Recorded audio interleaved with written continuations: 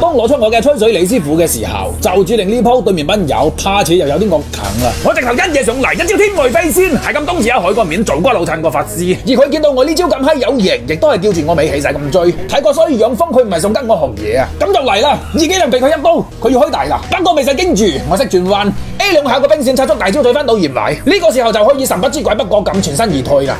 咁大家都知我吹水人嘅為人啦，冇500分以上嘅高端角，我係唔會玩嘅。我一嗌，走到，屌個認證咁大隻洞喺度，我居然打佢唔中，天外飛仙，俾佢大招，定啲嚟下，就好似阿拉夫莫拉達尼塔斯坦羅米迪斯基話齋，人有失態就馬有失手，少少失誤係絕對唔會影響到我嘅正常發揮嘅。咩話？你居然識穿牆，我夠曉啦！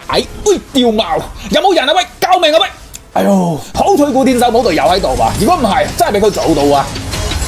嗱，呢波俾我裝到佢哋4條友落單啦，簡直係天助我也！喺我嘅重重包圍之下，佢哋今次插翼都難飛啊！我之前就講過，我一抽5都係經常嘅事，依家佢哋先得4件喺度，直情可以話係佔盡優勢。正常人開檔都係先打法師同射手嘅，但我吹水人並唔係正常人，並唔係一般人，我會先搞掂啲行雜人蛋，冇咗佢哋喺度阻頭阻勢，啲師叔位自然不攻自破。經過前嗰幾波，我吹水人依家又覺得我掂到閪咁啦，撐咗個大招喺手，直頭眼都唔眨下衝上嚟，天外飛仙！入場嘅時候有幾咁堅決，出場嘅時候就有幾咁果斷。認證條友仔亦都係隱行花不多啫嘛，睇住個大爪女肥我，俾着我2年前老皮，我就以我堅韌嘅身軀凍喺度好似窿度咁接你一個大招又點話？但我依家唔會咁做，因為我吹水人已經學識咗用個腦去諗嘢，再亦都唔係好似以前咁死牛一邊頸咁衝動。個塔喺度打我，撤退先。